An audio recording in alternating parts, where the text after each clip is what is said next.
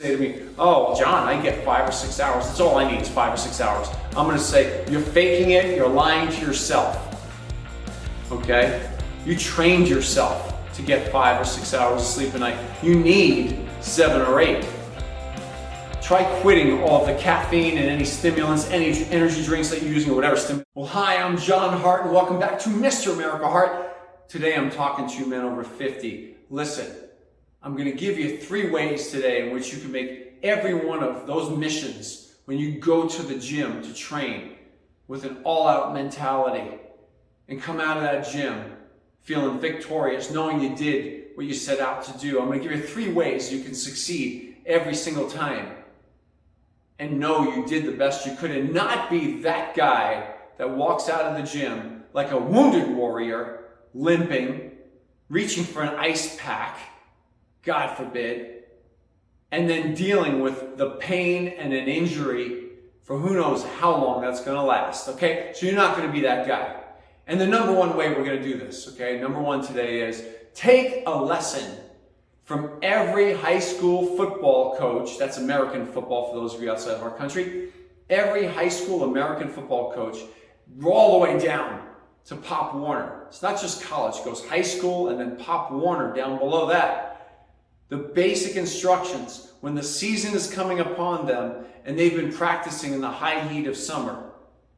Before that main event, they always advise their players, hydrate, super hydrate. Make sure you're getting in enough electrolytes. What do they mean by that? Well, if they have to pound, they like Gatorade, but things like Body Armor puts out a high potassium and a high electrolytes drink. So it's not just water. Having some high electrolyte drinks as well. It's also getting in the proper fruits and vegetables. It's not just quite simply, oh, I eat a banana, okay? A banana only has 300 milligrams of potassium. The USDA says that we should be getting somewhere upwards of 4,000 milligrams of potassium a day. That's for our hearts to function properly and our muscles to contract properly. So, I don't know, that would be about, 15 bananas. So, that's a lot. So skip, but don't worry about just having the 1 banana. The banana's okay, have the banana, it's good for you. But other sources of super high potassium foods that I can mention right off the top of my head, if you're in the fruit category, cantaloupe is super high. Cantaloupe. Dried figs, super high. Okay? If we're talking about sources of carbohydrates, you don't have to have these things right before your workout. It can be the day before in your regular meals. You can have baked potato, sweet potato. Those are a couple of them that just jump right off the top of my head. Super high in potassium, 3 times as much potassium as you'll find in 1 banana. We're talking about an average potato having 900 milligrams of potassium in it.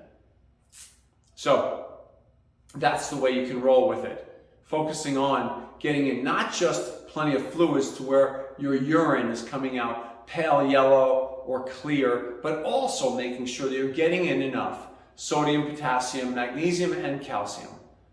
You may need a magnesium supplement as well to take at night. Something like a magnesium glycinate is good, highly absorbable form of magnesium. And you get really good sleep, helps you to relax when you go to sleep at night. Oh, speaking of which, my number 2, get great sleep.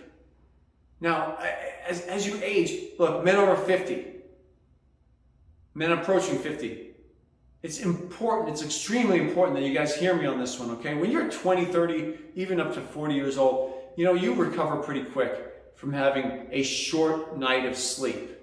You go to sleep the next night, you get some good sleep, you've made up for it, you're fine. The problem, as you get older, that little short night of sleep, it can knock you out the following day. You will feel different. It'll be a little bit more challenging, okay? So, whereas in your 20s and 30s, you can go and stay up all night or most of the night, have a great time, and still hit the gym the next day and blast away, and then go and catch a quick nap in the afternoon, and you're just fine. It doesn't quite work that way. As you get up over 50, you have to respect your body a little bit more because it will let you know when you've abused it. And that is abuse, getting a lack of sleep. For some of you out there who are going to say to me, oh, John, I get 5 or 6 hours. That's all I need is 5 or 6 hours. I'm going to say, you're faking it. You're lying to yourself. Okay? You trained yourself to get 5 or 6 hours of sleep a night. You need 7 or 8. Try quitting all of the caffeine and any stimulants, any energy drinks that you're using, or whatever stimulants you use, or try shutting your phone off 2 hours before you go to bed, your TV off 2 hours before you go to bed, all screens, and then maybe reading a book or squeezing the wife before you actually fall asleep when you're in that bed. Do whatever it takes to relax yourself and get some great sleep, because it's that important. REM sleep is extremely, extremely important. So that's number 2. Number 3, you got to make sure that look, I'm sitting right here in this room. This is my garage gym. Okay, it's also my studio. And I'm in Texas. And we're approaching winter right now.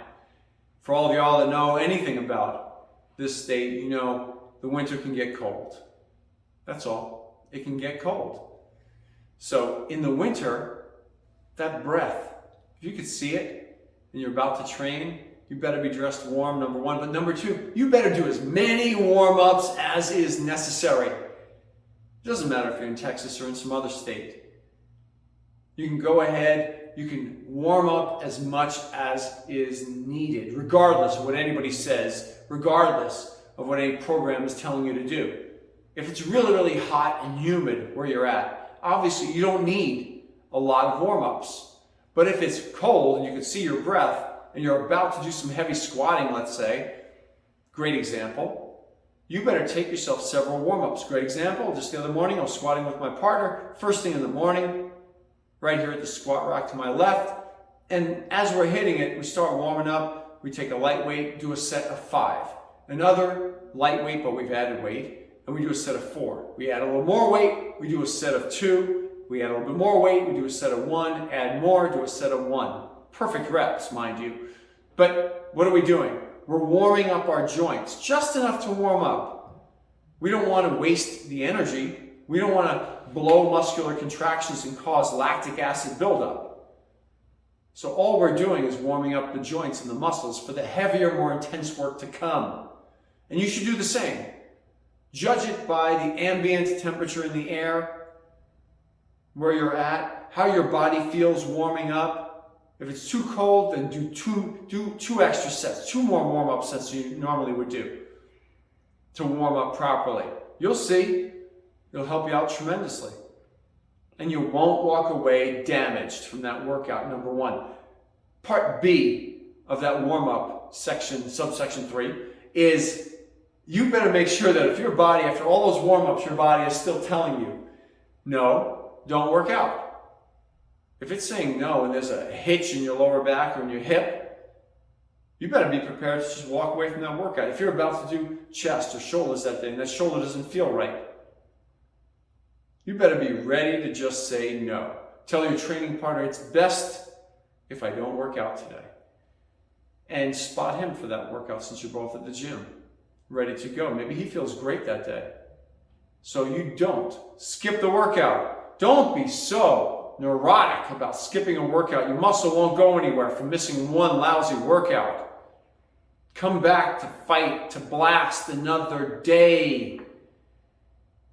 Don't be that guy walking out of the gym, limping, reaching for an ice pack, grabbing your shoulder, grabbing your elbow. Don't be that guy. Okay? So that's it for today. From my heart to you, men over 50, get out there, put these 3 action steps into your action. These 3 steps into action, all right? And see that it will help you out tremendously.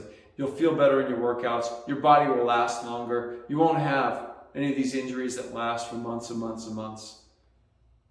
And that's it for today. From my heart to you, John Hart. Off to my left, you're going to see a disc that pops up right about now. That disc right there is the subscribe button for this channel. Won't you give that thing a tap so that you'll be subscribed, and YouTube will notify you whenever we have new videos pop up. Down below, off to your left, you're going to see a thumbs up button right there. Hit that thumbs up button. It lets the YouTube algorithm know how much you like our channel and just pumps us up a little bit with YouTube. That's it for today. I look forward to seeing you again.